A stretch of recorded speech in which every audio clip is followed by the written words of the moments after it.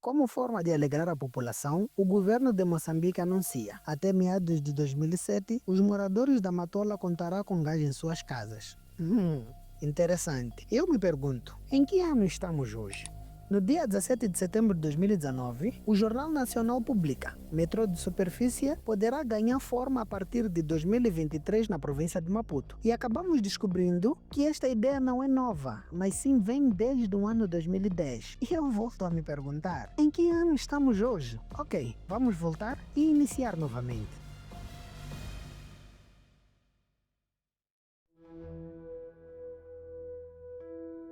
Depois do Automatic Guideway Transit prometido pela vice-ministra dos Transportes, Manuela Rebelo, em 2017, e do metro de superfície da Ercimango, no município de Maputo, desta vez, a idilidade da cidade de Maputo tem uma nova promessa.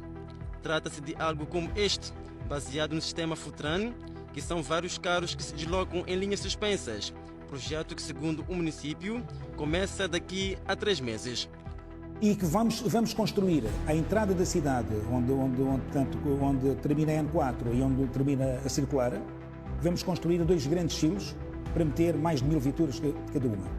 Isso o que é que vai permitir? Que grande parte das pessoas que de facto vêm de fora e precisam dos seus carros, parem os carros na entrada da cidade e a partir daí apanhem o transporte público, que são shuttles pequenos em suspensão, que entram para a cidade e dentro da cidade circulam na 24 de Julho, na Eduardo Mondlane, entre todo lado. Esses carros vão ser do município ou vão ser particulares? São do município. Além desses 3 exemplos que fiz menção, existem diversos outros projetos, planos e investimentos fracassados desde que Moçambique tornou-se independente. E nunca tivemos uma justificação plausível a explicar o porquê do não cumprimento dessas ideias inovadoras. E mesmo assim continuamos pobres. Já se passaram 50 anos depois da independência. Onde é que estamos a falhar? Moçambique conquistou a sua independência em 25 de junho de 1975, depois de uma longa e sangrenta luta contra o colonialismo português. Foi um momento de esperança, de promessas, de sonhos por um país livre, justo e desenvolvido. Mas passados 50 anos, ou quase 50 anos, continuamos a nos perguntar o que realmente mudou. Desde então, o país tem sido governado por um único partido, um único poder, um único rumo. Mas os problemas continuam os mesmos: pobreza, corrupção, desigualdade e falta de oportunidade. O que nos faz perceber que nós nunca ficamos independentes, apenas mudamos de colonizadores. Moçambique fica mais endividado a cada ano que passa, fazendo com que o país dependa significativamente de apoios externos, ONGs e doações, deixando a nossa nação de joelhos como mendigos famintos pedindo favor. Mesmo o mundo inteiro sabendo que Moçambique tem diversos recursos em que apenas um, bem aproveitado, poderia desenvolver o nosso país. Não acredita? Eu sei, eu também achava que não.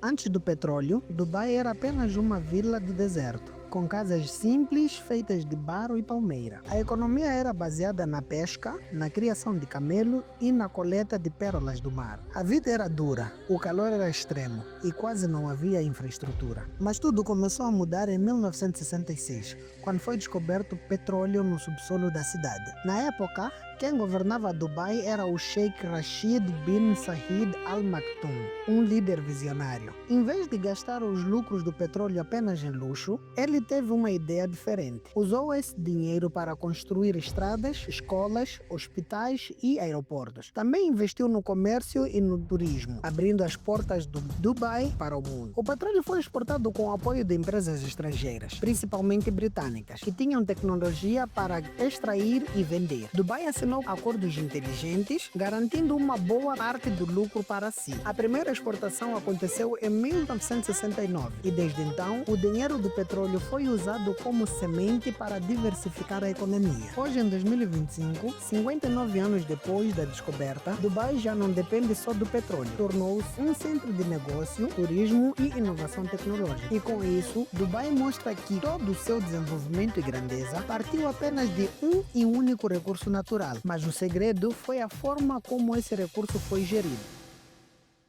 E eu te pergunto, se com apenas o petróleo Dubai se tornou tudo isso, quantos recursos existem em Moçambique? Não se preocupe, eu respondo para você.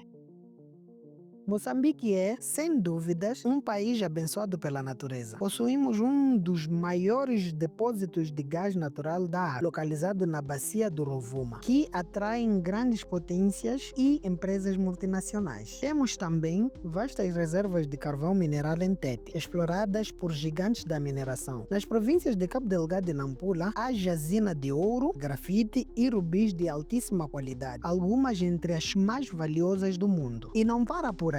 O país tem terras férteis que permitem a agricultura em grande escala. Rios como o rio Zambezi e o Limpopo que poderiam transformar o setor de energia e da irrigação. Além de uma costa extensa com um potencial imenso para a pesca e o turismo. Mas a grande pergunta continua. Por que um país tão rico ainda tem uma população que vive em sua maioria na pobreza? Por que a nossa riqueza serve aos outros antes de servir aos moçambicanos? A maioria do povo não foi incluído nas políticas nacionais de desenvolvimento. Quer dizer que há muita gente que não vê nenhuma diferença entre ser moçambicano e não ser. Essa gente não tem nada a perder. Pela estatística, temos cerca de 20 milhões de moçambicanos fora do sistema econômico oficial, sem emprego, sem proteção social, sem nenhum sonho, sem nenhum horizonte. Isso é muito perigoso. Quando Moçambique conquistou a sua independência em 1975, o país passou a ser liderado por Samora Moisés Machel, um dos principais líderes e fundadores do Partido Frelimo, e o primeiro presidente da República de Moçambique. Samora foi uma figura carismática, revolucionária e profundamente comprometida com a libertação e a transformação do povo moçambicano. As mensagens que transmitiam eram fortes, diretas e carregadas de esperança, mas também de disciplina e sacrifício. Ele defendia a unidade nacional como prioridade absoluta. Lutava contra o tribalismo, o racismo e todas as formas de divisão, porque acreditava que somos um só povo, uma só nação. Para Samora, o povo era o verdadeiro dono do país e por isso dizia que a independência não podia ser apenas um hino e uma bandeira, mas sim a transformação real da vida do povo. Ele incentivava a participação ativa de todos na construção do país, afirmando: não há liberdade sem responsabilidade, não há socialismo sem disciplina. Sua visão era clara: um Moçambique socialista, justo, igualitário, soberano e autossuficiente. Ele acreditava no poder da educação como arma de libertação e via o trabalho como um dever patriota. Samora combatia a dependência externa e alertava para os perigos do neocolonialismo disfarçado de ajuda. Daí a minha dúvida surge: se um dos principais fundadores do partido no poder tinha esta visão de Moçambique, o que aconteceu com o Frelimo de hoje? Existe uma ideia que foi plantada desde os primeiros dias da independência e que infelizmente continua viva até os dias de hoje, que é o fato dos moçambicanos acreditarem que o governo é que tem que resolver tudo. E com razão, porque eles nos ensinaram a acreditar que em Moçambique, para se tornar bem-sucedido, você deve estudar, tirar boas notas, fazer faculdade e, se tiver muita sorte, encontrar um emprego e passar o resto da vida preso em um emprego do Estado, com a liberdade de expressão arrancada pelo fato de que, se você tiver uma ideia contrária do sistema, você é perseguido pelo resto da vida. O sistema te doutrina desde criança a adorar e a venerar a eles e olhá-los como um santo, os salvadores, e que todos os serviços básicos que te oferecem, como saúde, alimentação, segurança e educação, por mais que sejam precários, devem agradecer a eles. E para as pessoas que aceitam essas mentiras sem questionar, eu não os julgo, porque enquanto você não conhecer quais são os seus direitos, qualquer coisa serve. Da Frelimo. O hospital da Frelimo. Quando fica doente, vai no hospital da Frelimo. Medicamento da Frelimo. Quando cura, diz que Frelimo não fez nada. A primeira pergunta que eu ia fazer é: quem que manda o país?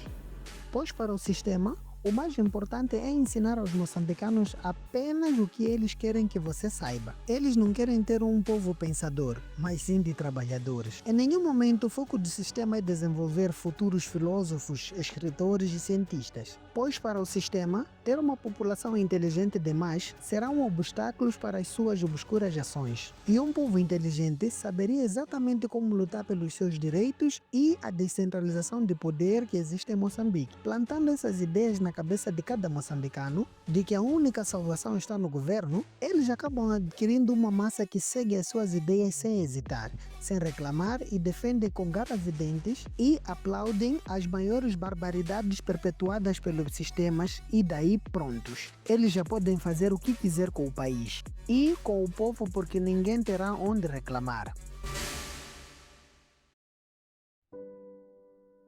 Acreditem, eu também cresci ouvindo que Moçambique é pobre porque foi colonizado e que os colonizadores exploraram de forma excessiva os nossos recursos, que não há solução, que é assim mesmo e que devemos olhar a pobreza como algo normal. Mas quando começamos a olhar de perto, percebemos que não é bem assim. Moçambique é rico, mas a riqueza está apenas centralizada a um grupo de elite que se beneficia pelo suor do povo e dos recursos deste mesmo povo. Por mais que você pense em desenvolver de forma autônoma, o governo tenta de todas as formas criar várias situações burocráticas que te dificultam avançar. E uma das formas de fazer com que este mesmo processo possa acelerar é através da corrupção, e daí você acaba percebendo que o governo não é a solução, mas sim o problema. Por mais que pareça que não temos saída, acreditem. Existe uma chave. Quando o povo entende como o sistema funciona, ele para de esperar e começa a agir. Para que Moçambique desenvolva, em primeiro lugar, acima de tudo, deve haver uma mudança de mentalidade. Deixarem de acreditar que o governo está aqui para lhes servir e que o seu sucesso depende deste mesmo governo. Pois a transformação começa quando você percebe que não é escravo de um sistema falido, que você pode sim mudar a sua história e ajudar a mudar a história do país. Saiba que a solução perfeita não vem dos políticos ou do governo,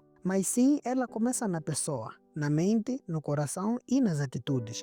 A mudança que Moçambique precisa começa com uma mentalidade e essa mudança exige ação. Comece estudando, mas não qualquer estudo, uma educação crítica que te ensina a pensar, questionar e transformar a realidade. Não aquela educação decorativa que serve só para ter diploma na parede, mas aquela que desperta a consciência. Não espere pelo governo. Crie, organize, mova-se. A sua vida não pode depender eternamente de promessas. Quem quer ver mudança precisa agir. Se cada um de nós fazer a sua parte, aos poucos vamos conseguir virar esse jogo, porque Moçambique não nasceu para ser pobre. E para você que está assistindo este vídeo, acredite, você faz parte da mudança. Eu não estou aqui para defender a esquerda ou a direita. Apenas estou a partilhar a minha visão do mundo para ajudar mais pessoas iguais a mim que estão indignados com o rumo que o país está levando e agir a mudar de mentalidade. E não se esqueça, da voz do povo nasce a mudança. Até breve.